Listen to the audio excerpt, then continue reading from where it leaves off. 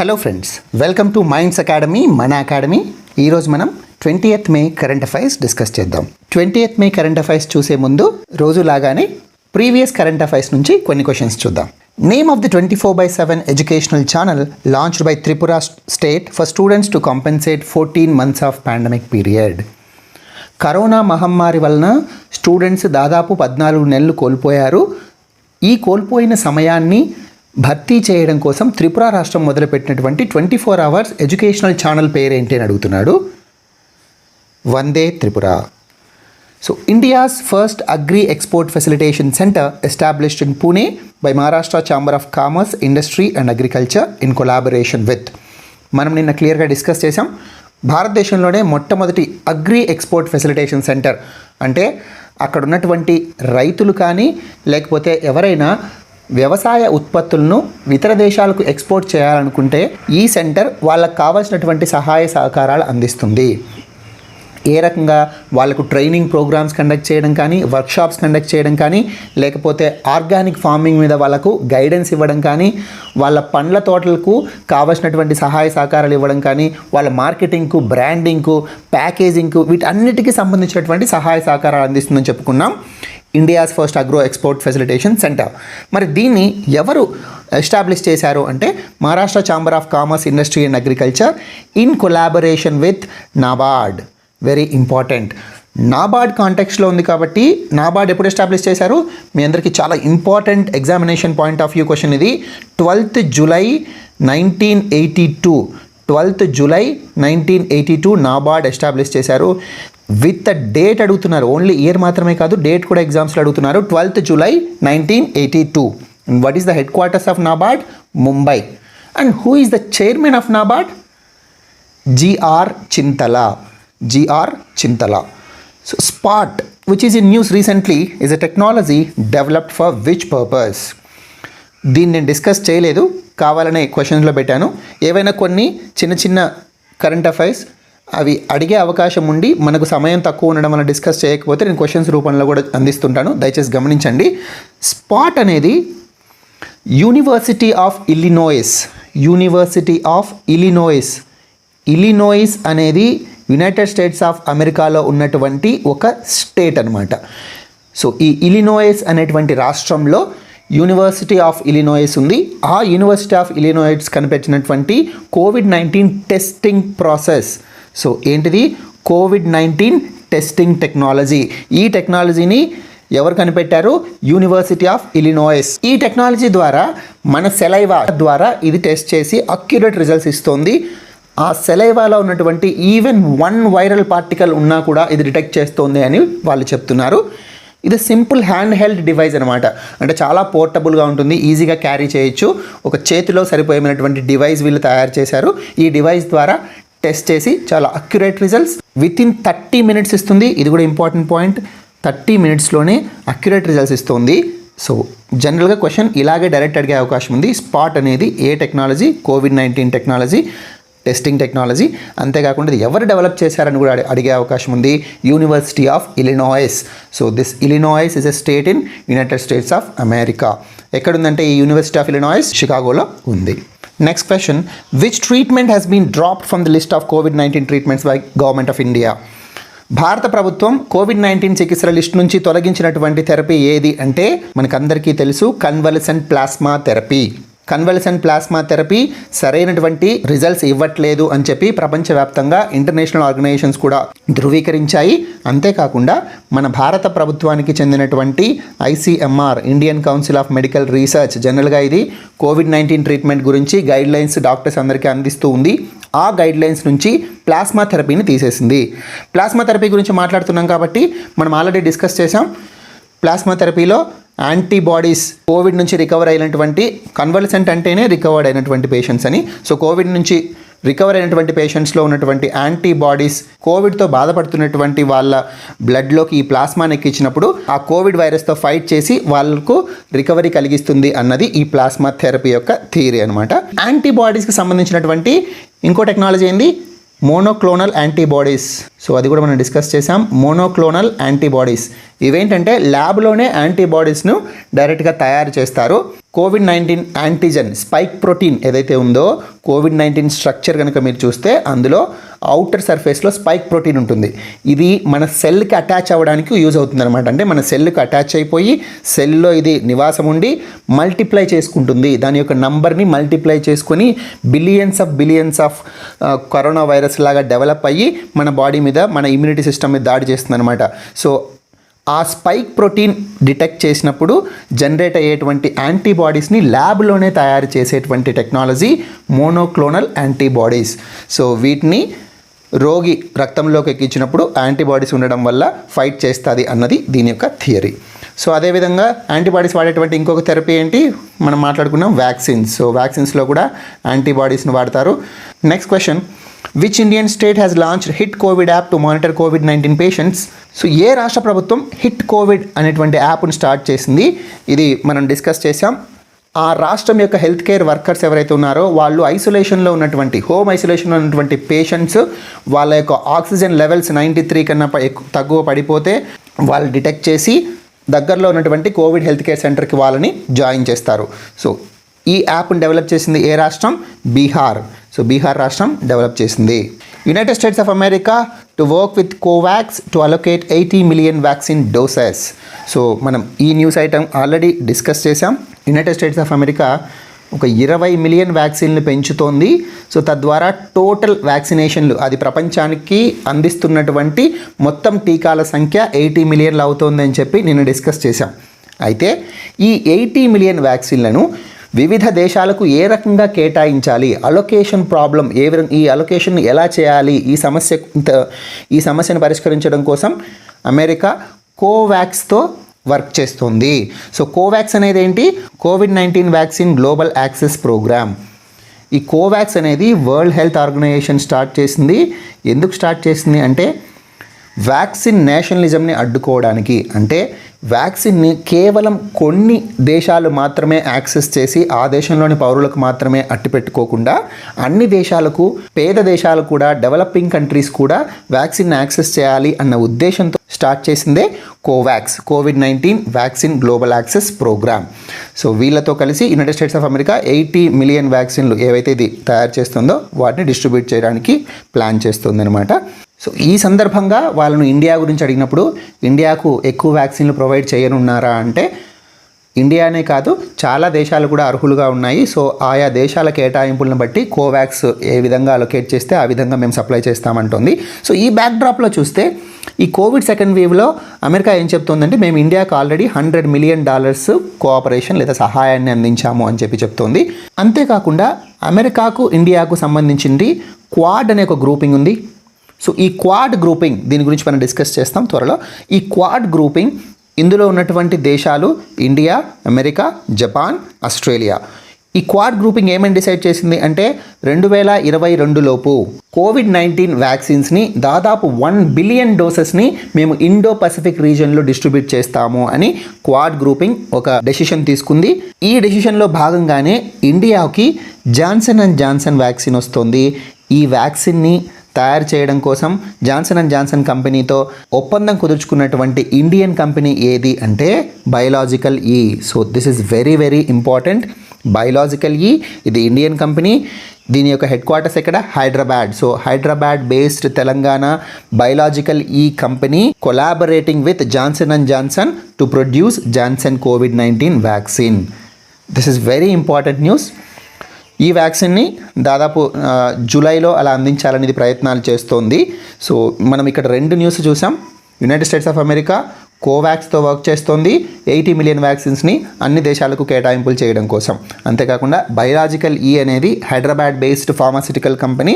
ఇది Johnson and Johnson American కంపెనీతో జతకట్టి Johnson COVID-19 వ్యాక్సిన్ని ఇండియాలో ప్రొడ్యూస్ చేయడానికి ఒప్పందం కుదుర్చుకుంది. ఈ ఒప్పందం క్వాడ్ ప్లాన్ కింద కుదుర్చుకుంది.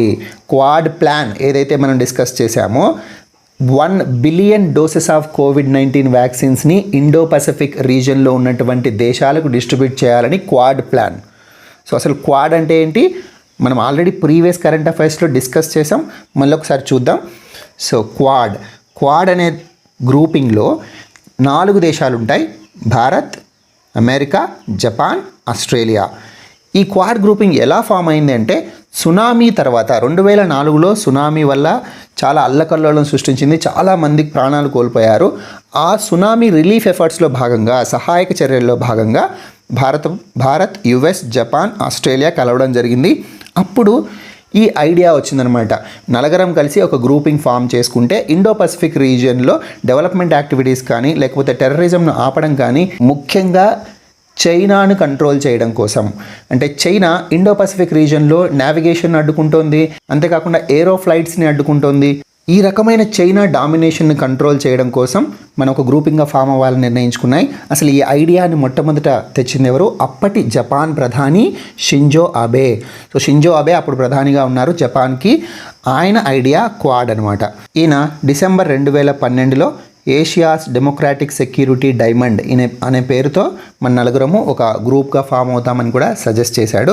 తర్వాత ఇది క్వాడ్ కింద మారిందనమాట. ఈ క్వాడ్ యొక్క మెయిన్ ఆబ్జెక్టివ్ ఏంటి? Free, open and prosperous Indo Pacific region. అంటే హిందూ పసిఫిక్ ప్రాంతంలో విమానయానం కానీ, సముద్రయానం, నౌకాయానం కానీ ఇవన్నీ కూడా ఫ్రీగా ఉండాలి, స్వేచ్ఛగా జరగనివ్వాలి. ట్రేడ్ కూడా స్వేచ్ఛగా జరగనివ్వాలి. ఏదైనా ఒక యాక్షన్ తీసుకునేటప్పుడు, ఏదైనా ఒక దేశాన్ని ఆ స్వేచ్ఛను నియంత్రించేటప్పుడు రూల్ బేస్డ్ ఆర్డర్ ఉండాలి, అంతర్జాతీయ నియమాలను అనుసరించి మాత్రమే విధానం ఉండాలి అన్నది క్వాడ్ యొక్క మెయిన్ ఆబ్జెక్టివ్ అనమాట. So we should not stop the freedom of navigation, we should not stop the freedom of over flight. అంటే నౌకాయానాన్ని కానీ లేదా విమానయానాన్ని కానీ నియమాలకు విరుద్ధంగా ఆపకూడదు. సో మనందరికీ తెలుసు, చైనా సౌత్ చైనా సీలో అండ్ ఈస్ట్ చైనా సీలో, దక్షిణ చైనా సముద్రంలో, తూర్పు చైనా సముద్రంలో రకరకాల ఐలాండ్స్ నావంచపడం, వేరే దేశాల యొక్క నౌకలను అడ్డుకోవడం, ఇలా తన ఆధిపత్యాన్ని ప్రదర్శించడానికి అరోగెంట్గా బిహేవ్ చేస్తుంది. సో ఇండైరెక్ట్గా క్వాడ్ ఫామ్ చేయడానికి ముఖ్య ఉద్దేశం చైనాను కంట్రోల్ చేయడానికి. సో క్వాడ్ ఆబ్జెక్టివ్లో ఏమేం చెప్పారో చూసాం కదా. అంతేకాకుండా ఆ ప్రాంతంలో ఉన్నటువంటి టెర్రరిజం యాక్టివిటీస్ని కూడా కంట్రోల్ చేయడానికి. సో టెర్రరిజం యాక్టివిటీస్ని కంట్రోల్ చేయడం అంటే మ్యారిటైమ్ సెక్యూరిటీని ఇంప్రూవ్ చేయడానికి, సముద్ర ప్రాంతం యొక్క రక్షణను పెంచడం కోసం క్వాడ్ ఫామ్ అయిందని చెప్పి వాళ్ళు అనౌన్స్ చేశారు. సో క్వాడ్లో ఎవరెవరు members? India, United States of America, Japan and Australia. COVID-19 affected should defer shots by 3 months. So ఈరోజు న్యూస్ ఐటమ్ ఇది. కోవిడ్ వచ్చి కోలుకున్న వాళ్ళు దాదాపు 3 నెలల వరకు వాళ్ళ యొక్క టీకాను వాయిదా వేసుకోవాలి. అంటే కోవిడ్ వచ్చిన వెంటనే వాళ్ళు టీకా వేసుకోకూడదు. ఇది ఎవరు రికమెండ్ చేశారు అంటే national expert group on vaccine administration for COVID-19. Very important ఈ గ్రూప్. ఆల్రెడీ మనం డిస్కస్ చేసాం దీని గురించి. National expert group on vaccine administration for COVID-19 vaccine ఇవ్వడంలో నేషనల్ ఎక్స్పర్ట్ గ్రూప్, జాతీయ స్థాయిలో ఎక్స్పర్ట్స్తో ఫామ్ చేసినటువంటి గ్రూప్ అనమాట. దీని చైర్మన్ ఎవరు? This is headed by VK Paul. దీని చైర్మన్ వికే పాల్ అనమాట. So who is VK Paul? He is the NITI Aayog health member. NITI ఆయోగ్లో హెల్త్ మెంబరే వికే పాల్. ఈయన చైర్మన్షిప్లో జరుగుతున్నటువంటి national expert group on vaccine administration. So ఈ రికమెండేషన్స్ ప్రకారం, వీళ్ళ రికమెండేషన్స్ ప్రకారం కోవిడ్ వచ్చిన వాళ్ళు 3 నెలలు వాళ్ళ వ్యాక్సినేషన్ ఆపుకోవాలి. అంతేకాకుండా వాళ్ళ కనుక మోనోక్లోనల్ యాంటీబాడీ థెరపీ కానీ, ఇందాక మనం మాట్లాడుకున్నాం, కన్వల్సెంట్ ప్లాస్మా థెరపీ కానీ వాళ్ళు తీసుకొని ఉంటే హాస్పిటల్లో అడ్మిట్ అయ్యి వాళ్ళు కూడా 3 months హాస్పిటల్ నుంచి డిశ్చార్జ్ అయిన తేదీ నుంచి 3 నెలలు వాళ్ళు పోస్ట్పోన్ చేసుకోవాలి వాళ్ళ వ్యాక్సినేషన్. వ్యాక్సినేషన్ గురించి మాట్లాడేటప్పుడు కోవిషీల్డ్ వ్యాక్సినేషన్ యొక్క గ్యాప్ని, ఫస్ట్ డోస్కి సెకండ్ డోస్కి ఉన్నటువంటి గ్యాప్ని పెంచారు. మనం ఆ న్యూస్ చూసాం. ఇంతకుముందు 6 weeks to 8 weeks ఉన్నటువంటి గ్యాప్ని 12 weeks to 16 weeks చేశారు. అంతేకాకుండా పాలిచ్చే తల్లులు, నర్సింగ్ మదర్స్, ఎవరైతే చిన్నపిల్లలు పుట్టి వాళ్ళకు పాలిచ్చేటువంటి తల్లులు ఉన్నారో వాళ్ళు కూడా వ్యాక్సిన్ వేసుకోవచ్చు అని చెప్పింది. ఎప్పటి నుంచో అందరికీ అనుమానాలు ఉన్నాయి, గర్భిణీ స్త్రీలు వేసుకోవచ్చా, పాలిచ్చే తల్లులు వేసుకోవచ్చా అని చెప్పి. పాలిచ్చే తల్లులకు వేసుకోవడానికి గ్రీన్ సిగ్నల్ ఇచ్చింది. బట్ గర్భిణీ స్త్రీలకు టీకాలు ఇచ్చే విషయంలో మేము ఇంకా చర్చలు జరుపుతూనే ఉన్నాము, వాటి గురించి ఇంకా అనాలిసిస్ చేస్తూనే ఉన్నాము, ఒక నిర్ణయానికి రాలేదని చెప్పింది.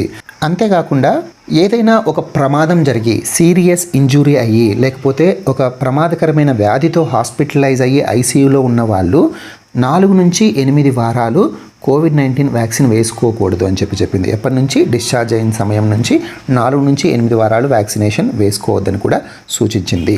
మనం ఇందాక చూసినట్లు కోవిడ్-19 పేషెంట్స్ వేసుకోకూడదు. కోవిడ్-19 ట్రీట్మెంట్లో భాగంగా ప్లాస్మా థెరపీ వాడిన వాళ్ళు, మోనోక్లోనల్ యాంటీబాడీస్ వాడిన వాళ్ళు కూడా మూడు నెలలు ఆగాలి. అంతేకాకుండా ఏదైనా ఇతర వ్యాధులు, సీరియస్ ఇల్నెస్ వచ్చి హాస్పిటల్లో అడ్మిట్ అయిన వాళ్ళు లేదా ఐసీయూ కేర్ తీసుకున్న వాళ్ళు 4 నుంచి 8 వారాలు టీకా కోసం ఆగాలి అని చెప్పింది. ఇంకొక ముఖ్యమైన విషయం ఏంటంటే, చాలామందికి ఈ డౌట్ కూడా ఉంది. కోవిడ్-19 వచ్చి పోయిన తర్వాత మేము బ్లడ్ డొనేషన్ చేయొచ్చా, రక్తదానం చేయొచ్చా అనేసి. దాని గురించి కూడా క్లారిటీ ఇచ్చింది. కోవిడ్ నెగిటివ్, ఆర్టీపీసీఆర్లో కోవిడ్ నెగిటివ్ వచ్చిన తర్వాత 14 డేస్ తర్వాత మాత్రమే బ్లడ్ డొనేట్ చేయొచ్చు అని చెప్పింది. ఇంతకుముందే బ్లడ్ ట్రాన్స్ఫ్యూజన్ కౌన్సిల్ వ్యాక్సినేషన్ వేసుకున్న తర్వాత 28 డేస్ అని చెప్పుండింది. వ్యాక్సినేషన్ వేసుకున్న తర్వాత 28 డేస్ వరకు బ్లడ్ ఇవ్వకూడదని చెప్పింది. ఇప్పుడు national expert group on vaccine administration for COVID-19 ఏం చెప్పింది అంటే, 14 రోజుల తర్వాత వ్యాక్సిన్ వేసుకున్నాక 14 రోజులు లేదా ఆర్టీపీసీఆర్ నెగిటివ్ వచ్చిన తర్వాత, కోవిడ్ పేషెంట్ ఆర్టీపీసీఆర్ నెగిటివ్ వచ్చిన తర్వాత 14 రోజుల తర్వాత మాత్రమే బ్లడ్ డొనేట్ చేయాలని చెప్పి క్లారిటీ ఇచ్చింది.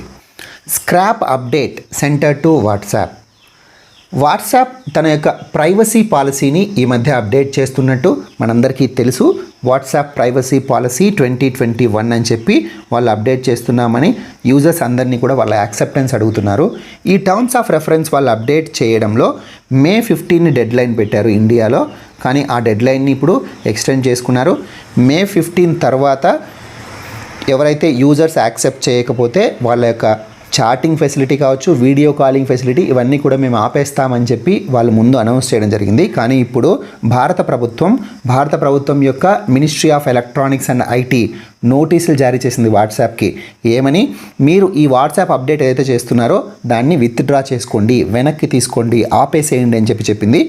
ఎందుకంటే this is undermining the informational privacy and data security of India యొక్క సమాచార భద్రతకు, ఇండియా యొక్క ప్రైవసీకి ఇది దెబ్బతీసే విధంగా ఉంది. అంతేకాకుండా భారతీయ పౌరుల హక్కులకు, వారి యొక్క స్వేచ్ఛకు కూడా భంగం వాటిల్లేలా ఉంది. అందువల్ల ఈ అప్డేట్ని మీరు స్క్రాప్ చేయండి, విత్డ్రా చేసుకోండి అని చెప్పి ministry of electronics and IT ఒక నోటీస్ను జారీ చేసింది వాట్సాప్. సో వాట్సాప్ ఏ కంపెనీ యొక్క సబ్సిడరీ గ్రూప్? ఫేస్బుక్ యొక్క సబ్సిడరీ కంపెనీ. ఈ నోటీస్ను May 18 నాడు జారీ చేసింది. ఈ నోటీస్ మీద కనుక మీరు యాక్షన్ తీసుకోకపోతే చట్ట ప్రకారం మేము మీ పైన చర్యలు తీసుకోవాల్సి ఉంటుంది అని కూడా ఒక వార్నింగ్ లాంటి నోటీస్ జారీ చేసింది ministry of electronics and IT to WhatsApp. అసలు ఈ టర్మ్స్ ఆఫ్ రెఫరెన్స్, ఈ ప్రైవసీ పాలసీ అప్డేట్ ప్రకారం ఏం అప్డేట్స్ జరిగింది అంటే, ఎవరైతే వాట్సాప్ యూజర్స్ ఉన్నారో వాళ్ళ యొక్క సమాచారాన్ని ఫేస్బుక్కి కూడా పంపుతాము. సో ఫేస్బుక్కి, వాట్సాప్కి యూజర్ డేటా ఎక్స్చేంజ్కి సంబంధించినటువంటి టర్మ్స్ ఉన్నాయి ఇందులో. దీనివల్ల వాట్సాప్లో ఉన్నటువంటి యూజర్స్ యొక్క సమాచార భద్రతకు నష్టం వాటిల్లుతుంది. ఎందుకంటే వాళ్ళ సమాచారాన్ని ఫేస్బుక్కి కూడా పంపిస్తుంది. సో అందువల్ల భారత ప్రభుత్వం ఇది మన భారతీయ పౌరుల యొక్క హక్కులకు భంగం వాటిల్లుతుంది భావించి వాట్సాప్కి నోటీసులు జారీ చేసింది. సో ఈ నోటీసులు ministry of electronics and IT జారీ చేసిందని చెప్తున్నాం కదా. మరి ఎలక్ట్రానిక్స్ అండ్ ఐటీ మంత్రి ఎవరు? So who is the minister of electronics and IT? Ravishankar Prasad. నేను నిన్న మిమ్మల్ని ఒక 3 క్వశ్చన్స్ అడిగాను. 3 క్వశ్చన్స్ అడిగి మిమ్మల్ని కామెంట్ చేయమని చెప్పాను. కానీ ఒక ఇద్దరేమో కామెంట్ చేసినట్టున్నారు, only 1 or 2 questions. Thank you so much for giving feedback. కానీ మీరు అందరూ కూడా కమెంట్స్ చేస్తే మాకు ఎంకరేజింగ్గా ఉంటుంది. మీరు కమెంట్ చేస్తే ఆ క్వశ్చన్స్ నేను ఇవాళ డిస్కస్ చేద్దాం అనుకున్నాను, కానీ ఓన్లీ 2 మాత్రమే ఆన్సర్ చేశారు. అది కూడా 3 క్వశ్చన్స్ ఆన్సర్ చేయలేదు. Please try to answer. నేను కరెంట్ అఫైర్స్ వీడియోలో నేను అడిగేటువంటి క్వశ్చన్స్ని మీరు కమెంట్ రూపంలో ఆన్సర్ చేయడానికి ప్రయత్నం చేయండి. మేము కూడా మీకు మరింత సమాచారాన్ని ఎగ్జామ్కి ఉపయోగపడే విధంగా ఎక్కువ ఎఫర్ట్స్ పెట్టి తీసుకురావడానికి ప్రయత్నం చేస్తాం. So Ravishankar Prasad is the minister of electronics and IT. మరి వాట్సాప్ CEO ఎవరు? అట్లీస్ట్ ఇది కమెంట్ చేయడానికి ట్రై చేయండి. నేను అడిగేది ఏంటంటే, మీకు రాకపోయినా సరే మీరు తెలుసుకొని కమెంట్ చేయండి, లేదా తప్పు కమెంట్ చేసినా పర్లేదు, నేను కరెక్ట్ చేస్తాను. నెక్స్ట్ వీడియోలో దాన్ని డిస్కస్ చేస్తాను. So who is the CEO of WhatsApp? WhatsApp వార్తల్లో ఉంది కాబట్టి CEO ఆఫ్ వాట్సాప్ కూడా important. So please comment who is CEO of WhatsApp. Rajasthan declares mucormycosis an epidemic. Rajasthan government mucormycosis గురించి మనం డిస్కస్ చేశాం కదా. మ్యూకోర్మైకోసిస్ అనేది ఒక fungal disease, very important. Fungus వల్ల వస్తున్నటువంటి disease. This is very dangerous disease. ఈ డిసీజ్ ఏ విధంగా వస్తుంది, ఎవరికి వస్తుంది అంటే, ఎవరైతే బ్లడ్ షుగర్ లెవెల్స్ ఎక్కువగా ఉంటాయో వాళ్ళు కోవిడ్-19 వచ్చుండొచ్చు, రాకపోయి ఉండొచ్చు. భారత ప్రభుత్వం ఏం చెప్తోంది అంటే బ్లడ్ షుగర్ లెవెల్స్ ఎక్కువగా ఉన్న వాళ్ళు మ్యూకోర్మైకోసిస్ పట్ల జాగ్రత్త వహించండి అని చెప్తోంది.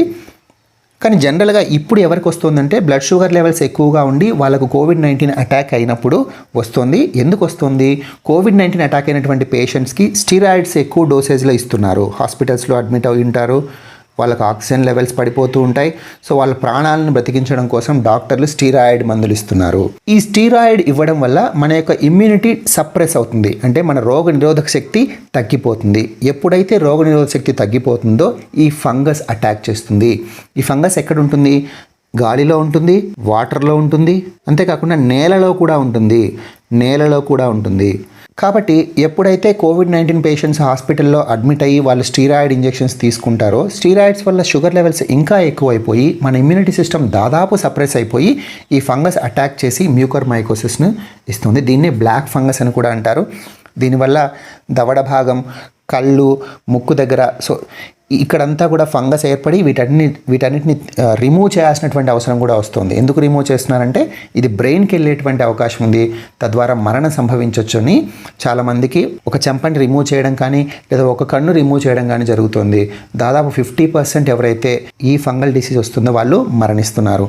ఇప్పుడు న్యూస్లోకి వస్తే రాజస్థాన్ మ్యూకోర్మైకోసిస్ని ఒక ఎపిడమిక్గా డిక్లేర్ చేసింది. అసలు ఎపిడమిక్ అంటే ఏంటి? ఎపిడమిక్ లాంటి terms endemic, epidemic, pandemic. So ఈ మూడు ఏంటో మనం ఒక్కసారి చూద్దాం. ఎండమిక్ అంటే ఒక ప్రాంతానికి మాత్రమే చెందినటువంటి డిసీజ్. సో అంటే ఆ ప్రాంతానికి మాత్రమే సంబంధించినటువంటి, ఆ ప్రాంతంలో మాత్రమే వచ్చేటువంటి రోగాన్నే ఎండమిక్ డిసీజ్ అంటారు. అదే ఎపిడమిక్ అని ఎప్పుడు అంటారు అంటే ఆ ప్రాంతంలో ఎక్కువ మందికి కనుక వస్తే, ఎక్కువ మంది పేషెంట్స్ కనుక ఆ వ్యాధి బారిన పడుతూ ఉంటే అప్పుడు ఈ డిసీజ్ కాస్త ఎపిడమిక్గా మారింది అని చెప్తారు.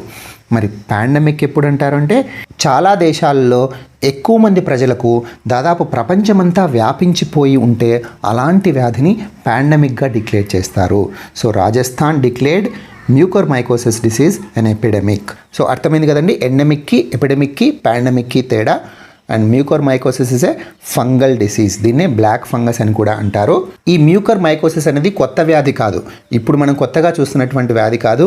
ఈఎన్టీ డాక్టర్స్ ఎవరైతే ఉన్నారో వాళ్ళు ఎప్పుడు చూస్తున్నటువంటి వ్యాధే. ఇది జనరల్గా సైనస్ ప్రాంతంలో, మనకు సైనస్ అంటే తెలుసు కదా, ముక్కుకు పైన ఉన్నటువంటి కనురెప్పల పైన ఉన్నటువంటి భాగం, ముక్కుకు సైడ్స్లో ఉన్నటువంటి భాగం, దీన్ని సైనస్ భాగం అంటారు. ఈ సైనస్ ఏరియాల్లో జనరల్గా ఫామ్ అవుతూ ఉంటుంది ఈ ఫంగస్ డిసీజ్. ఇంకొక ముఖ్యమైన విషయం ఏంటంటే కోవిడ్-19తో ఆక్సిజన్ లెవెల్స్ పడిపోయిన వాళ్ళు ఆక్సిజన్ హ్యూమిడిఫై చేయడానికి హ్యూమిడిఫైయర్స్ వాడతారు, అందులో వాటర్ వాడతారు. ఈ వాటర్ కనుక స్టెరైల్ వాటర్ లేకుండా ఏదో ట్యాప్ వాటర్ కానీ మన ఇళ్లలోని వాటర్ కానీ పోస్తే దానివల్ల కూడా మ్యూకోర్మైకోసిస్ వస్తుంది అని కొంతమంది డాక్టర్లు అభిప్రాయపడుతున్నారు. సో దయచేసి గమనించండి, మీ బంధువులు కానీ, స్నేహితులు కానీ, లేదా మీకు తెలిసిన వాళ్ళు కానీ ఆక్సిజన్ సిలిండర్స్ వాడుతూ ఉంటే వాళ్లకు స్టెరైల్ వాటర్ మాత్రమే వాడండి, డిస్టిల్డ్ వాటర్ మాత్రమే వాడండి అని చెప్పండి. కొన్ని హాస్పిటల్స్ కూడా డిస్టిల్డ్ వాటర్ వాడట్లేదు. సో మీరు గమనించి వాళ్ళకి ఇన్ఫామ్ చేయండి, సో దట్ వాళ్ళు మ్యూకోర్మైకోసిస్ అనే వ్యాధి రాకుండా జాగ్రత్త పడతారు. సో ఈ వ్యాధి మనం ఇందాక చెప్పుకున్నట్టు నేలలో, గాలిలో, వాటర్లో కూడా ఉంటుంది. ఎక్కువగా నేలలో ఉంటుందని చెప్తున్నారు. ఇది దేని వల్ల వస్తుంది? ఫంగస్ వల్ల వస్తుంది. ఈ ఫంగస్ ఎక్కువగా నేల వల్ల వస్తుందని చెప్తున్నారు. నేలలో డికేయింగ్ ఆర్గానిక్ మ్యాటర్ అంటే మనకు చెట్ల నుంచి రాలినటువంటి ఆకులు నేలలో కుళ్ళిపోతూ ఉంటాయి. సో అలాంటి వాటి నుంచి, అంతేకాకుండా కంపోస్ట్ ఉంటుంది, మన ఇంటి ముందర దిబ్బ అంటాం. సో అలాంటి దిబ్బల నుంచి, లేకపోతే కంపోస్ట్ ఎరువులని మనం తయారు చేస్తారు ఒక గుంత తీసి. సో అలాంటి కంపోస్ట్ డంప్లో కానీ, లేకపోతే అనిమల్ డంగులో కానీ, ఆవు పేడ కానీ, లేకపోతే గేదెల పేడలో కానీ, ఇలాంటి వాటిల్లో ఈ ఫంగస్ ఎక్కువగా ఉంటుంది. Infrastructure status for convention centres. Convention centres అంటే మీకు అందరికీ తెలిసే ఉంటుంది, జనరల్గా సిటీస్లో ఉంటాయి. కొంచెం భారీ స్థాయిలో ఉన్నటువంటి మీటింగ్ హాల్స్ని కన్వెన్షన్ సెంటర్స్ అంటారు. ఇవి జనరల్గా సిటీస్లో ఉంటాయి. ఇక్కడ మ్యారేజెస్ కానీ, లేకపోతే ఏమైనా ఫంక్షన్స్ కానీ జరుగుతుంటారు, లేదా మీటింగ్స్ కూడా ఏర్పాటు చేసుకుంటూ ఉంటారు. ఇలాంటి కన్వెన్షన్ సెంటర్స్కి సంబంధించినటువంటి ప్రాజెక్టులకి ఇన్ఫ్రాస్ట్రక్చర్ స్టేటస్, వాటిని ఇన్ఫ్రాస్ట్రక్చర్ అనేటువంటి పేరు కింద ఉంచాలి అని చెప్పి గవర్నమెంట్ నిర్ణయించింది. గవర్నమెంట్లోని ఏ department? Department of economic affairs, ministry of finance.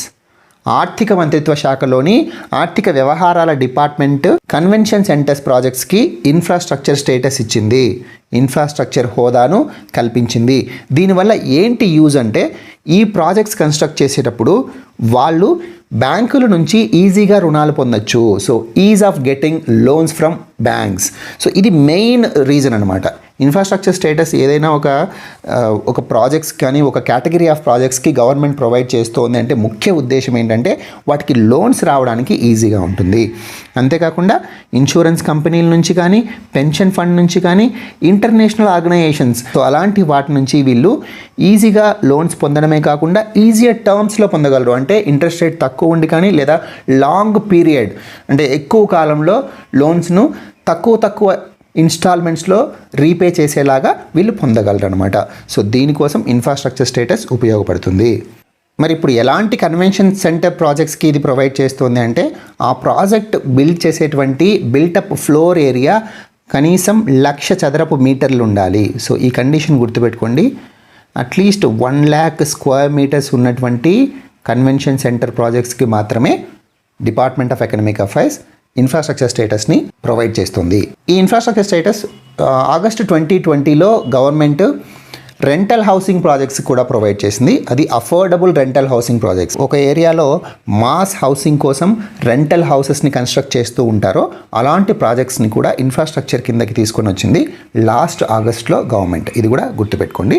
So మనం చూసాం కదా, ఇన్ఫ్రాస్ట్రక్చర్ స్టేటస్ వల్ల is of getting access from banks, insurance companies, foreign lenders and also pension funds. అంతేకాకుండా వీళ్ళకు ఈజియర్ టర్మ్స్లో తక్కువ వడ్డీకి కావచ్చు లేదా లాంగర్ డ్యూరేషన్ అంటే లాంగర్ టెన్యూర్ కూడా ఉంటుంది. అంటే ఎక్కువ కాలం తక్కువ అమౌంట్ వీళ్ళు చెల్లించడానికి ప్రాజెక్ట్ పరిధిని బట్టి ఇన్ఫ్రాస్ట్రక్చర్ స్టేటస్ ఉండక ముందు 20 లక్షలు ఇచ్చేట్లయితే ఇన్ఫ్రాస్ట్రక్చర్ ప్రొవైడ్ చేసిన తర్వాత 40 lakhs ఇచ్చే అవకాశం, అంటే ఎన్హాన్స్డ్ లెండింగ్ లిమిట్స్ కూడా ఉంటాయి.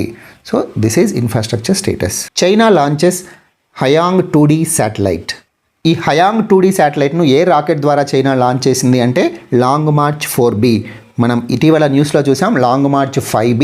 అది కంట్రోల్ తప్పిపోయి హిందూ మహాసముద్రంలో, మాల్దీవ్స్ దగ్గర ఉన్నటువంటి హిందూ మహాసముద్రంలో దాని శకలాలు పడ్డాయని కూడా మనం చూసాం. ఈ హయాంగ్ 2D శాటిలైట్ చైనా ఎందుకు లాంచ్ చేస్తోంది అంటే ఓషన్ మానిటరింగ్ కోసం, సముద్ర పర్యవేక్షణ. అసలు ఓషన్ మానిటరింగ్ ఎందుకు చేయాలి?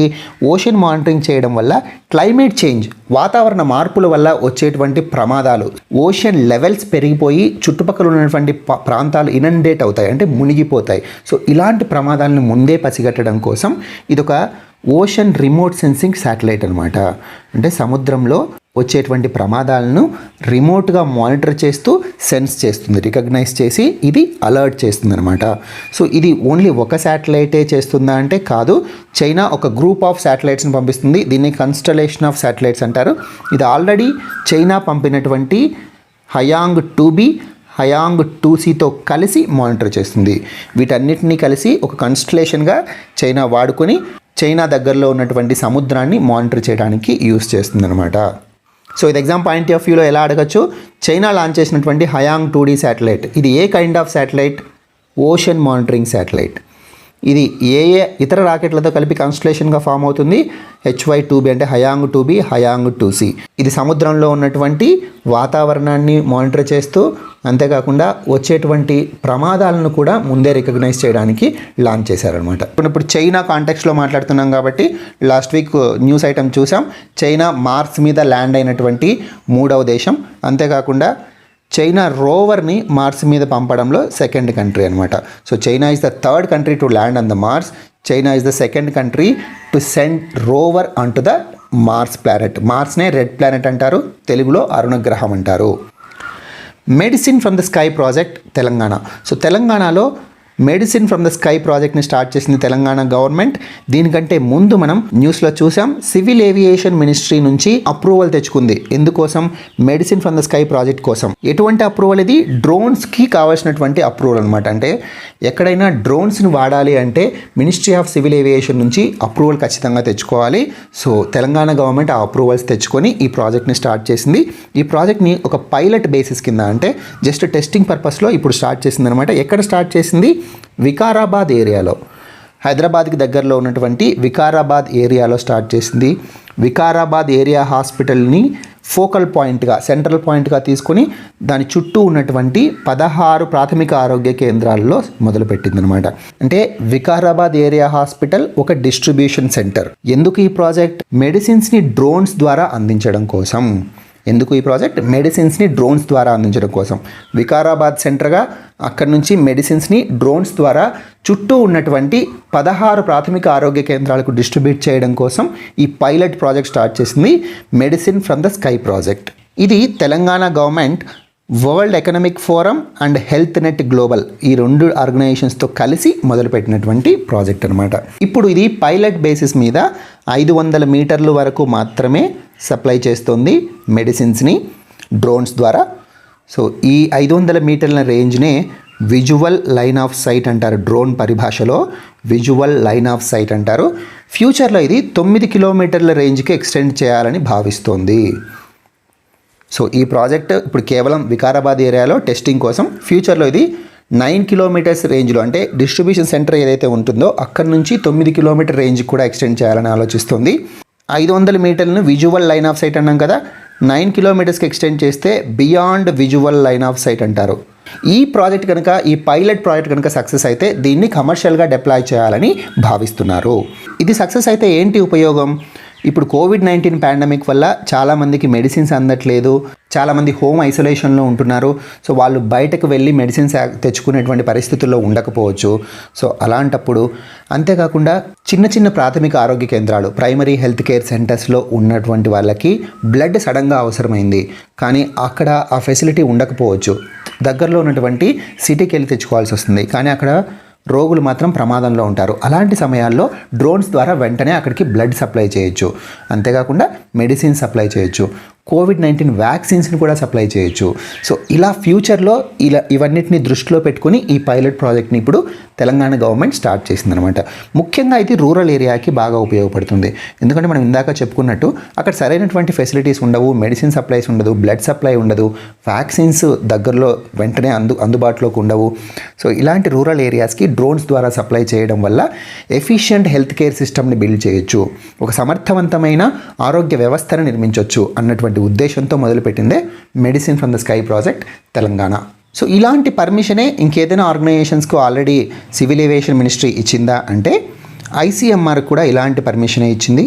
ఈ ఐసీఎంఆర్లో కూడా డ్రోన్స్ ద్వారా డెలివరీ చేయడానికి ఐఐటి కాన్పూర్తో కలిసి ఐసీఎంఆర్ డ్రోన్స్ ద్వారా కోవిడ్-19 వ్యాక్సిన్ డెలివరీ చేయడానికి ఇలాంటి పర్మిషన్నే తీసుకుంది. సో ఇది కూడా important. ICMR in collaboration with IIT Kanpur got permission to conduct feasibility study of COVID-19 vaccine delivery through drones అనమాట. సో డ్రోన్స్ ద్వారా కోవిడ్-19 వ్యాక్సిన్ డెలివరీని టెస్ట్ చేయడం కోసం ఐసీఎంఆర్ ఈ పర్మిషన్ని తీసుకుంది. ఇది ఏ ఇన్స్టిట్యూట్తో, ఏ ఆర్గనైజేషన్తో కలిపి చేస్తుంది అంటే IIT Kanpur. India installed 60 feet high national flag at command post near Uri. ఈ కమాండ్ పోస్ట్ ఎక్కడుంది అంటే లైన్ ఆఫ్ కంట్రోల్ దగ్గర ఉంది. So what is line of control? మనకు పాకిస్తాన్కి ఉన్నటువంటి బార్డర్ని లైన్ ఆఫ్ కంట్రోల్ అంటారు.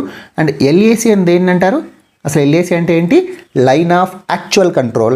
ఇది మనకు చైనాకు మధ్య ఉన్నటువంటి బార్డర్ అనమాట. Very important. ఎల్ఓసి మనకు పాకిస్తాన్కి, ఎల్ఏసి మనకు చైనాకి. ఈ ఎల్ఓసికి దగ్గర ఉన్నటువంటి కమాండ్ పోస్ట్లో, కమాండ్ పోస్ట్ ఎక్కడుంది? మనందరికీ తెలుసు, ఊరి సర్జికల్ స్ట్రైక్స్. ఈ ఊరి ప్రాంతంలో కమాండ్ పోస్ట్ ఉంది. అక్కడ భారత ప్రభుత్వం 60 అడుగులు ఉన్నటువంటి మన ఇండియన్ నేషనల్ ఫ్లాగ్ని ఎగురవేసింది. సో ఇది జస్ట్ డైరెక్ట్ క్వశ్చన్ అడిగే అవకాశం ఉంది. ఏ ప్రాంతంలో కమాండ్ పోస్ట్? ఇది ఎక్కడుంది? యూరికి దగ్గరలో ఉంది. ఇది లైన్ ఆఫ్ కంట్రోల్లో ఉంది. World's first private digital court. ప్రపంచంలోనే మొట్టమొదటి ప్రైవేట్ డిజిటల్ కోర్ట్ని ఎవరు ఆరంభించారు అంటే జూపిటిస్ జస్టిస్ టెక్నాలజీస్ అనేటువంటి ఒక స్టార్టప్ కంపెనీ.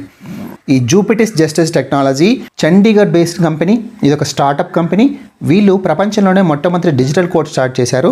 ఇది డిజిటల్ కోర్ట్ అనగానే మన భారత ప్రభుత్వం లేకపోతే మన రాష్ట్రాలు నిర్వహించేటువంటి కోర్టులు అనుకోవద్దు, అలా పొరపడద్దు మీరు. ఇది ఒక ప్రైవేట్ డిజిటల్ కోర్ట్.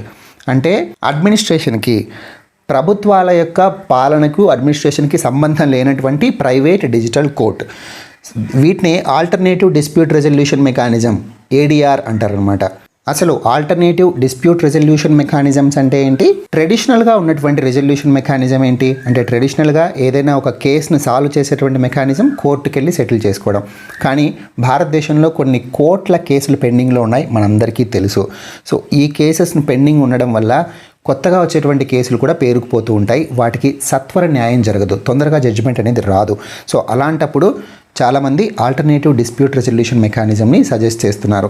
వీటిలో ఏమేమి వస్తాయంటే మీడియేషన్, ఆర్బిట్రేషన్. ఈ మధ్య చూసాం ఇండియా ఆర్బిట్రేషన్ కౌన్సిల్ని కొత్తగా స్టార్ట్ చేసిందని చెప్పి. ఏడీఆర్లో ఏమేమి ఉంటాయి, మీడియేషన్ ఉంటుంది, ఆర్బిట్రేషన్ ఉంటుంది, conciliation and adjudication, negotiation. So ఇవన్నీ ఆల్టర్నేటివ్ మెకానిజమ్స్ అనమాట. సంప్రదాయ జ్యుడిషియరీ సిస్టమ్కి ప్రత్యామ్నాయంగా ఉన్నటువంటి మెకానిజమ్స్ అనమాట. సో ఈ కోర్టులో కేసెస్ ఓన్లీ ఇండియన్ కంపెనీస్ లేకపోతే ఇండియాలో ఉన్నటువంటి వ్యక్తులే ఫైల్ చేయాలా అంటే అవసరం లేదు. క్రాస్ బార్డర్గా కూడా ప్రపంచమంతా ఇంటర్నేషనల్గా ఎవరైనా ఏదైనా కంపెనీ కావచ్చు లేకపోతే ఎవరైనా వ్యక్తులు కావచ్చు వాళ్ళకి అన్యాయం జరిగింది అనిపిస్తే కనుక ఇక్కడ కేసెస్ ఫైల్ చేయొచ్చు. ఇందాక మాట్లాడుకున్నట్టు ఇవి గవర్నమెంట్ జడ్జిమెంట్స్ కావు, ఇక్కడ ప్రైవేట్ ఆర్బిట్రేటర్స్ ఉంటారు. ప్రొఫెషనల్ ఆర్బిట్రేటర్స్ని ఈ కంపెనీ రిక్రూట్ చేసుకుంటుంది. వాళ్ళు ఈ కేసు యొక్క పూర్వాపరాలు పరిశీలించి వాళ్ళిద్దరి మధ్య మీడియేషన్ చేయడం, మధ్యవర్తిత్వం చేయడం కానీ లేకపోతే ఆర్బిట్రేషన్ చేయడం కానీ వాళ్ళకు న్యాయం చేయడానికి ప్రయత్నం చేస్తారనమాట. సో వీటి డిఫరెన్సెస్ ఉన్నాయి. అసలు ఆర్బిట్రేషన్, కన్సిలియేషను, మీడియేషను, అడ్జుడికేషను, నెగోషియేషను ఇవన్నీ సేమ్ కాదు, డిఫరెన్సెస్ ఉన్నాయి. ఇప్పుడు టైం లేదు, వీటన్నిటిని ఇంకొకసారి డిస్కస్ చేసుకుందాం. సో ఇది ఎందుకు ఉపయోగపడుతుంది, చిన్న చిన్న కంపెనీస్ ఏవైతే ఎంఎస్ఎంఈస్ ఉన్నాయో ఈ కంపెనీస్ మీద ఏవైనా పెద్ద పెద్ద కేసులు పడినప్పుడు వాటిని విచారణ జరిపి వాటి యొక్క తీర్పు వచ్చే లోపు ఈ కంపెనీస్ కనుక వాటి యొక్క ప్రొడక్షన్ ప్రాసెస్ స్టాప్ అవుతుంది అనుకోండి, ఆ కంపెనీస్ ఇంకా నష్టాల్లో కూరుకుపోయి క్లోజ్ చేయాల్సినటువంటి పరిస్థితి వస్తుంది. సో అలాంటి కంపెనీస్ అవతలటువంటి ఎక్స్ పార్టీ ఏదైతే ఉంటుందో ఆ పార్టీస్తో కలిసి ఈ కన్సిలియేషన్, మధ్యవర్తిత్వంతో ఆల్టర్నేటివ్ మెకానిజమ్స్ ద్వారా ఆ కేసును సాల్వ్ చేసుకోగలిగితే ఆ కంపెనీస్ ప్రాస్పర్ అయ్యేటువంటి అవకాశం ఉంది. సో ఎంఎస్ఎంఈస్కి చాలా ఉపయోగపడుతుంది. క్రాస్ బార్డర్ డిస్ప్యూట్స్ ఉన్నా కూడా, అంతర్జాతీయంగా వేరే కంపెనీస్తో వీళ్ళకి డిస్ప్యూట్స్ ఉన్నా కూడా, ఈ ఎంఎస్ఎంఈస్ అనే కాదు పెద్ద పెద్ద కంపెనీస్ కూడా. ఈ మధ్య మనం కేర్న్ వివాదం కూడా చూసాం. కేర్న్ కంపెనీ ఇండియన్ గవర్నమెంట్ మీద, ముఖ్యంగా ఎయిర్ ఇండియా మీద కేసు వేసింది. ఆల్టర్నేటివ్ డిస్ప్యూట్ రెజల్యూషన్ మెకానిజం ద్వారానే ఆర్బిట్రేషన్ కౌన్సిల్లో దానికి కేర్న్ ఇండియాకి ఫేవర్గా తీర్పు వచ్చింది.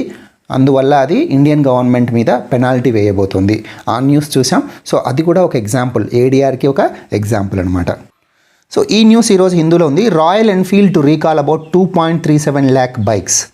సో రాయల్ ఎన్ఫీల్డ్ కంపెనీ మనందరికీ తెలుసు, ఇది 2,37,000 బైకులను రీకాల్ చేస్తుంది, వెనక్కి పిలుస్తుంది. ఎందుకంటే ఇగ్నిషన్ కాయిల్లో ఉన్నటువంటి లోపం వల్ల మిస్ఫైరింగ్ అవుతుంది, పర్ఫార్మెన్స్ తగ్గిపోతుంది, కొన్నిసార్లు షార్ట్ సర్క్యూట్ కూడా అవుతుంది. సో ఈ ప్రమాదాలని తగ్గించడం కోసం, లేదా ఇగ్నిషన్ సరిగా అవ్వట్లేదు, మీ ఫ్రెండ్స్ దగ్గర ఉన్న రాయల్ ఎన్ఫీల్డ్ బైక్లో కూడా మీరు చూసుంటారు, ఈ స్టార్టింగ్ ట్రబుల్ అనేది చాలా బైక్స్లో ఉంటుంది. అందువల్ల ఇవి 2,37,000 బైక్స్లో ఉన్నదని గుర్తించి వాటిని రీకాల్ చేస్తుంది. సో ఇది స్ట్రైట్ న్యూస్, ఇందులో అనాలిసిస్ ఏం అవసరం లేదు. So next news, Nancy Pelosi calls for diplomatic boycott of 2022 Beijing Olympics. 2022లో ఒలింపిక్స్ ఎక్కడ జరగబోతోంది, చైనాలోని బీజింగ్లో జరగబోతుంది. మరి 2021లో ఎక్కడ జరగబోతుంది, మనం ఆల్రెడీ డిస్కస్ చేసాం, జపాన్లో జరగబోతుంది, టోక్యోలో. కానీ జపాన్లో కోవిడ్-19 విజృంభించుతున్న వల్ల అది జరుగుతుందా లేదా అన్నటువంటి సందేహాలు, అనుమానాలు ఉన్నాయని చెప్పి కూడా మనం డిస్కస్ చేసాం. సో అయితే హూ ఈజ్ నాన్సీ పెలోసి? ఈమె అమెరికన్ స్పీకర్ అనమాట.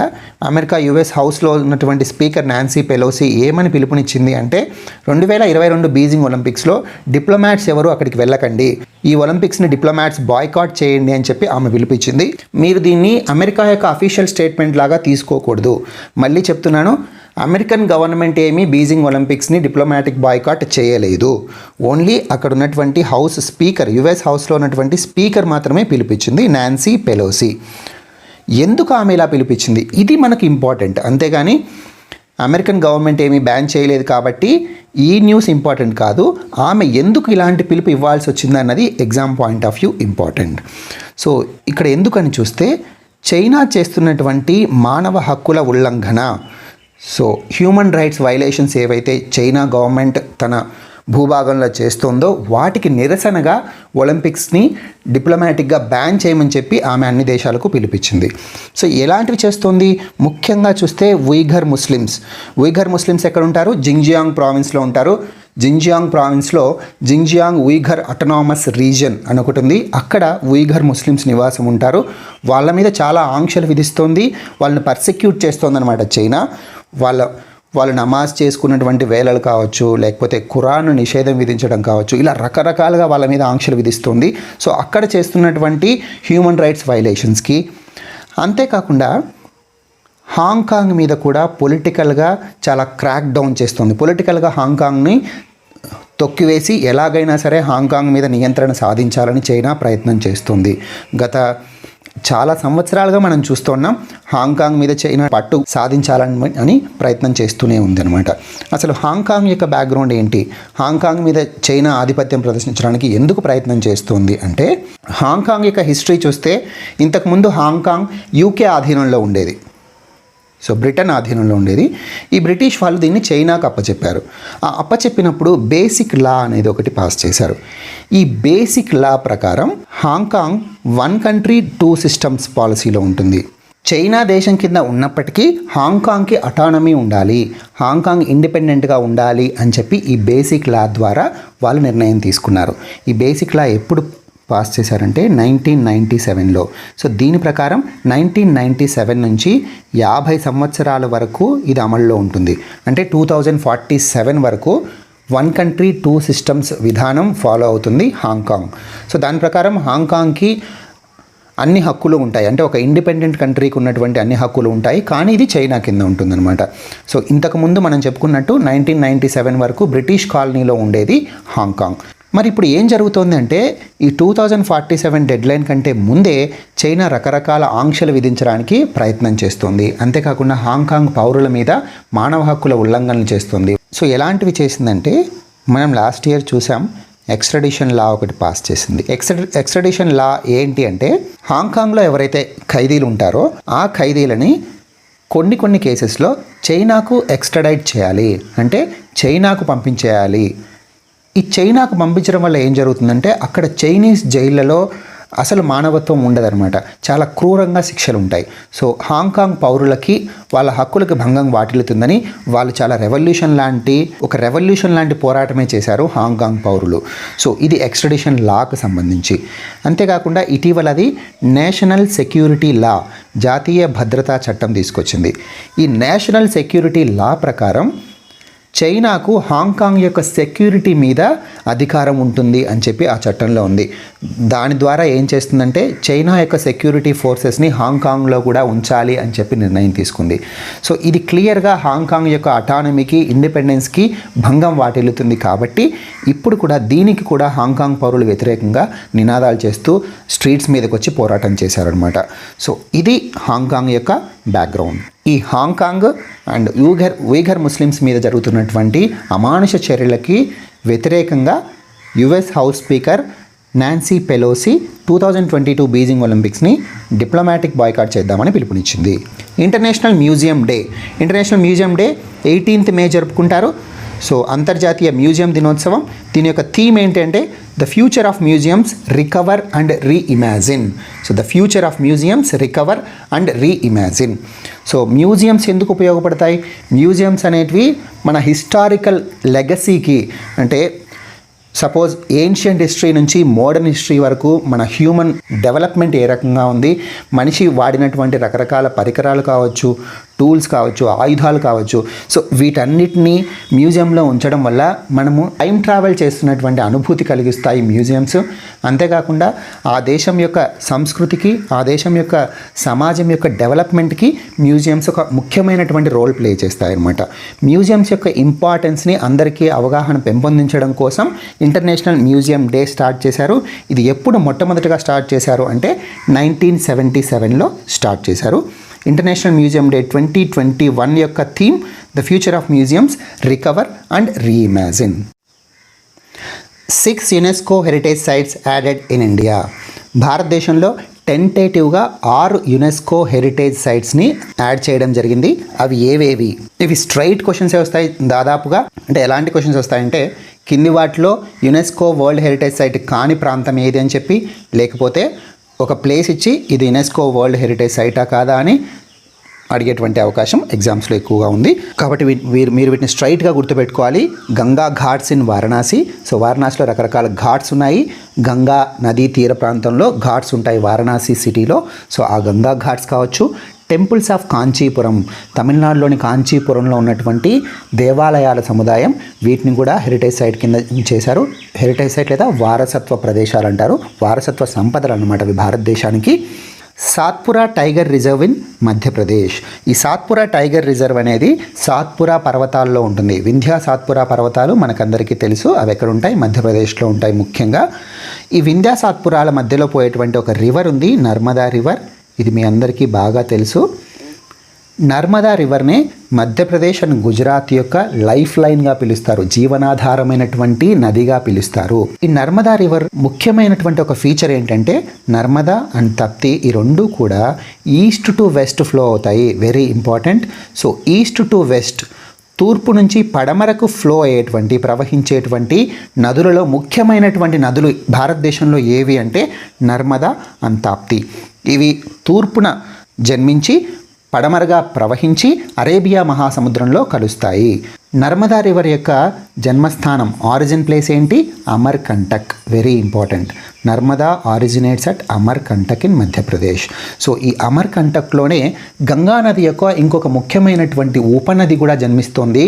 ఆ గంగా నది యొక్క ఉపనది ఏంటో మీరు దయచేసి కమెంట్స్లో మెన్షన్ చేయండి. So what is the tributary of Ganga which has origin as Amarkantak? Please mention in the comments. So Satpura tiger reserve ఇది కూడా యునెస్కో వరల్డ్ హెరిటేజ్ సైట్ కింద రికగ్నైజ్ చేయబడుతోంది. సో ఇది టెంటేటివ్ లిస్ట్ కింద పెట్టారనమాట ప్రస్తుతానికి. అంతేకాకుండా మరాఠా మిలిటరీ ఆర్కిటెక్చర్. సో మహారాష్ట్రలో ఉన్నటువంటి Maratha military architecture. Hirebenakal megalithic site in Karnataka. జనరల్గా మెగాలిథిక్ సైట్ అంటే మీరు హిస్టరీలో నేర్చుకొని ఉంటారు. మెగాలిత్, లిత్ అంటే స్టోన్. సో లిత్ అంటే స్టోన్ అని మీనింగ్. మెగాలిత్ అంటే పెద్ద పెద్ద స్టోన్స్. సో పెద్ద పెద్ద రాళ్లతో నిర్మించినటువంటి స్ట్రక్చర్స్నే మెగాలిథిక్ స్ట్రక్చర్స్ అంటారు. ఈ మెగాలిథిక్ కల్చర్ అనేది ముఖ్యంగా ఇండియాలో సౌత్ ఇండియాలో ఎక్కువగా ఉంటుంది. మీరు మెగాలిథిక్ సైట్స్ ఎక్కువ చూస్తే సౌత్ ఇండియాలో ఎక్కువగా ఉంటున్నాయి. సో అందుకే కర్ణాటకలోని హిరబెన్కాల్ అనేటువంటి మెగాలిథిక్ సైట్ని వరల్డ్ హెరిటేజ్ సైట్గా గుర్తించడం జరిగింది. అంతేకాకుండా భేడా ఘాట్, లమేటా ఘాట్. సో ఇది నర్మదా వ్యాలీలో ఉంటుంది. మధ్యప్రదేశ్లో నర్మదా వ్యాలీలో బేడా ఘాట్, లమేటా ఘాట్ ఇవి కూడా ఒక టెంపుల్స్ యొక్క సముదాయం అనమాట. దీన్ని కూడా వరల్డ్ హెరిటేజ్ సైట్గా గుర్తించడం జరిగింది.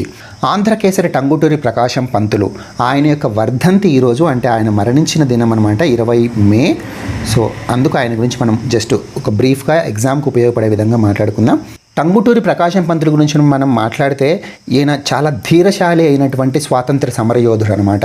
మన ఆంధ్రప్రదేశ్లో ఉన్నటువంటి అతి ముఖ్యమైనటువంటి స్వాతంత్ర సమరయోధుడు ఈయన. ముఖ్యంగా ఎందుకు ఈయన అప్పట్లో ధీరశాలిగా పేరుగాంచాడు అంటే సైమన్ కమిషన్కు వ్యతిరేకంగా ఇండియా మొత్తం కూడా సైమన్ గో బ్యాక్ అని చెప్పి ఉద్యమం జరిగింది. అప్పుడు ముఖ్యంగా మద్రాసులో జరిగినటువంటి ఉద్యమంలో ఈయన నాయకత్వం వహించి బ్రిటిష్ సైన్యం తుపాకులు ఎక్కుపెడితే ఆయన తుపాకులకు అడ్డంగా వెళ్ళి దమ్ముంటే కాల్చండి అని చెప్పి గుండెని ఎదురొడ్డినటువంటి ధీరశాలి టంగుటూరి ప్రకాశం పంతులు. సో ఆయన ఆంధ్ర రాష్ట్ర తొలి ముఖ్యమంత్రి కూడా. సో ఆంధ్ర రాష్ట్రం ఎప్పుడు ఫామ్ అయింది? 1953 అక్టోబర్ 1న ఫామ్ అయింది. ఆంధ్ర రాష్ట్రం ఫామ్ అయినప్పుడు తొలి ముఖ్యమంత్రిగా కూడా టంగుటూరి ప్రకాశం పంతులు వ్యవహరించారు. మరి ఆంధ్రప్రదేశ్ రాష్ట్రం ఎప్పుడు ఏర్పడింది? మీ అందరికీ తెలుసు, 1956 నవంబర్ 1న ఏర్పడింది. ఈయన అంతేకాకుండా 1946లో మద్రాస్ రాష్ట్రానికి కూడా ముఖ్యమంత్రిగా వ్యవహరించాడు. సో ఇవి మీకు ఎగ్జామ్కు పనికొచ్చేటువంటి పాయింట్స్. సో నిజానికి ఆంధ్రకేసరి టంగుటూరి ప్రకాశం పంతులు గురించి మనం మాట్లాడితే చాలాసేపు మాట్లాడాల్సి ఉంటుంది. ఎందుకంటే అప్పుడు రాజకీయ నాయకులుగా దాదాపు స్వాతంత్ర సమరయోధులే వ్యవహరించినప్పటికీ స్వార్థ రాజకీయాలు అప్పుడు ఉండేవి ఇప్పట్లాగానే. కానీ ఇలాంటి స్వార్థ రాజకీయాలకు అతీతుడు అనమాట టంగుటూరి ప్రకాశం పంతులు. కేవలం ప్రజాసేవయే తన యొక్క లక్ష్యంగా పెట్టుకున్నాడు. ఆయన పదవులను చాలా అవలీలగా వదులుకోవడం జరిగిందనమాట.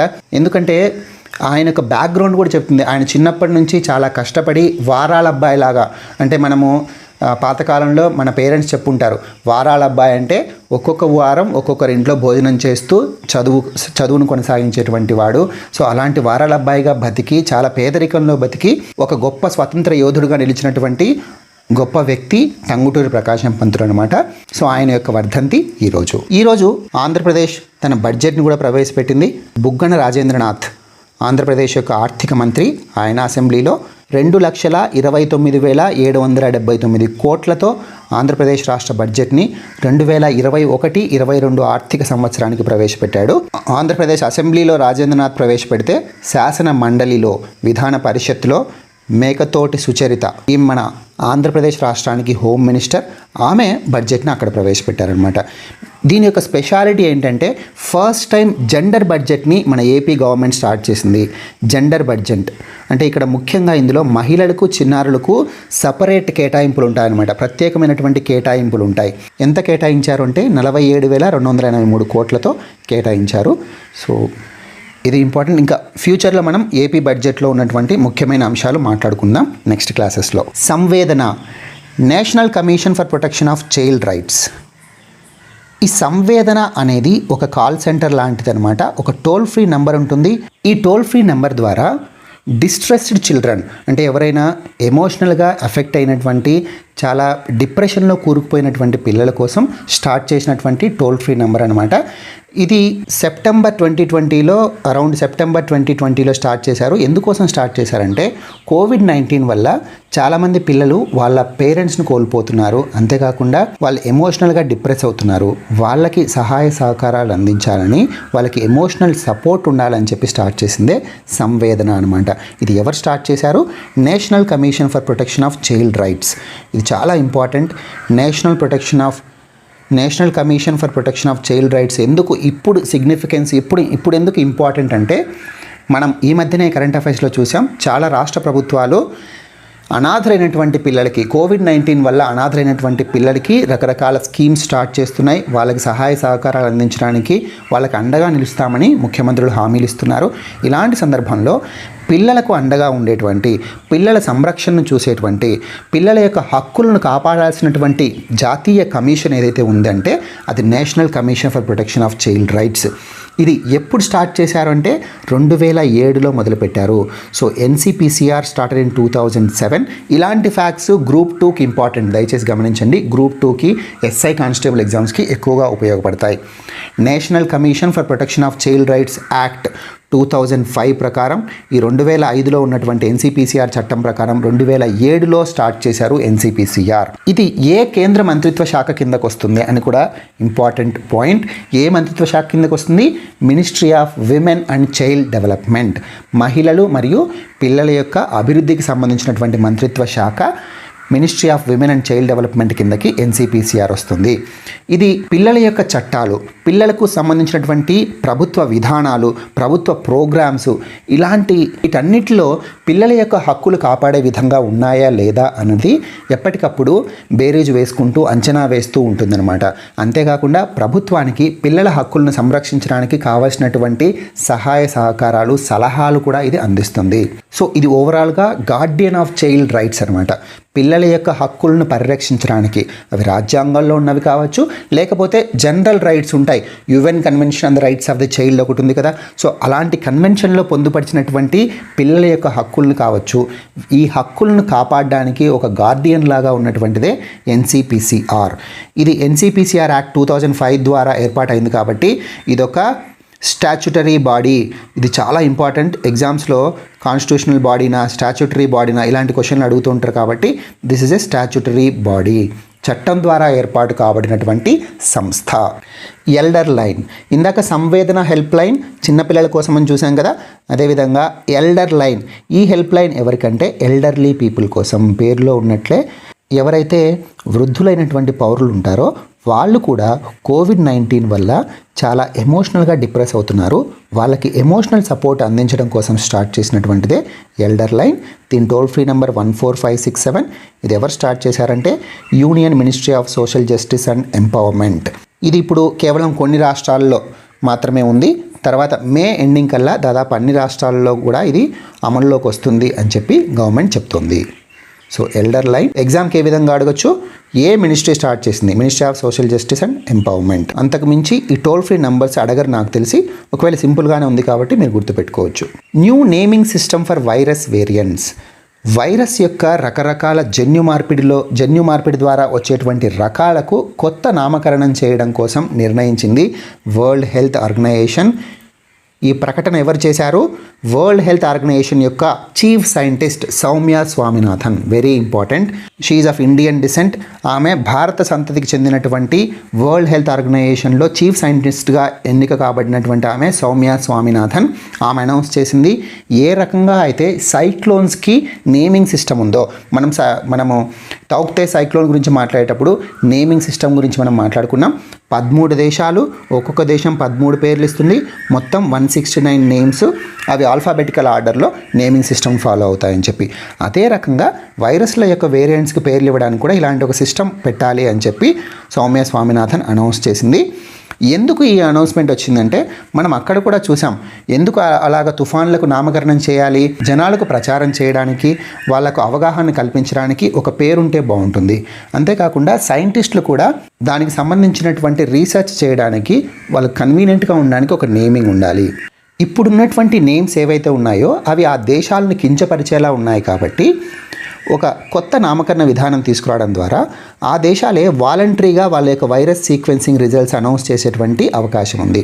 ఇప్పుడు వైరస్ సీక్వెన్సింగ్ ఎప్పటికప్పుడు దేశాలు చేస్తూ ఉండాలి, ఏవైనా న్యూ వేరియంట్స్ వచ్చాయో లేదో చూడడం కోసం. వాటి రిజల్ట్స్ ప్రకటించడానికి ఆ దేశాల పేరుతో ఎవరైనా కించపరుస్తారేమో అన్నటువంటి భయంతో అవి అనౌన్స్ చేయకుండా ఉన్నాయి. కాబట్టి అవి అనౌన్స్ చేయాలి, పబ్లిక్ అనౌన్స్ చేయాలి అంటే కొత్త నేమింగ్ సిస్టమ్ని ఒకటి తీసుకురావాలి. సో ఇప్పుడు ఎలాంటి సిస్టమ్ ఉంది? ఇలా B.1.617 B.1. ఇలా పెడుతున్నారు. ఇది ప్రజలకు కన్వీనియంట్గా ఉండదు కాబట్టి ప్రజలు ఎలా వాడుతున్నారు? B.1.617ని ఇండియన్ వేరియంట్ అని, B.1.1.7ని యూకే వేరియంట్, ఇలా 1.35 సౌత్ ఆఫ్రికా వేరియంట్. ఇలాంటి భౌగోళికంగా వాటిని గుర్తిస్తున్నారు. ఇలాంటి జాగ్రాఫికల్ ట్యాగ్స్ ఉండడం వల్ల ఇవి స్టిగ్మటైజ్ చేసినట్లు ఉంటుంది, వాళ్ళని కించపరిచినట్టు ఉంటుంది. కాబట్టి కొత్త నేమింగ్ సిస్టమ్ తీసుకురావాలి అని చెప్పి ఆమె నిర్ణయించింది. సో ఎవరు కొత్త నేమింగ్ సిస్టమ్ తీసుకొస్తున్నారు? World health organization. అదేవిధంగా సైక్లోన్స్కి నేమింగ్ సిస్టమ్ ఉందని మాట్లాడుకున్నాం కదా, దాన్ని తీసుకొచ్చింది ఎవరు? World meteorological organization. ఇప్పుడు ఈ వరల్డ్ మెటీరియలాజికల్ ఆర్గనైజేషన్ ఒక పర్టికులర్ ఓషన్ బేసిన్లో దాని చుట్టూ ఉన్నటువంటి దేశాలకు అవకాశం ఇస్తుందన్నమాట. వాళ్ళే నేమ్స్ ఇచ్చి వాటిని ఆల్ఫాబెటికల్ ఆర్డర్లో అరేంజ్ చేసి వాళ్ళకి అసైన్ చేయడం కోసం. అలా నార్త్ ఇండియన్ ఓషన్ బేసిన్లో మన ఇండియాకు సంబంధించినటువంటి ఇండియన్ మెటీరియలాజికల్ డిపార్ట్మెంట్ IMD ఈ టాస్క్ని చేపడుతుంది. అంటే ఆ నేమింగ్ని అనౌన్స్ చేస్తుంది. ఇది ఏప్రిల్లో 169 నేమ్స్ని ఆల్రెడీ అనౌన్స్ చేసింది. So IMD is the focal point for north Indian ocean అనమాట. ఇది రీజనల్ సెంటర్ నార్త్ ఇండియన్ ఓషన్కి. అంతేకాకుండా మనం ఇది ఆల్రెడీ డిస్కస్ చేసాం. IMD మిగతా 12 దేశాలకు సైక్లోన్ అలర్ట్స్ కూడా ఇస్తుంది. సో ఇది ఈరోజు కరెంట్ అఫైర్స్. ఇవాల్టి కరెంట్ అఫైర్స్ ఇంకేమైనా పెండింగ్ ఉంటే వాటిని రేపటి కరెంట్ అఫైర్స్లో ఖచ్చితంగా కవర్ చేస్తాను.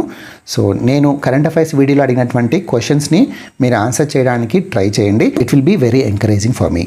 Thank you so much. Please like, share and subscribe to Minds Academy channel.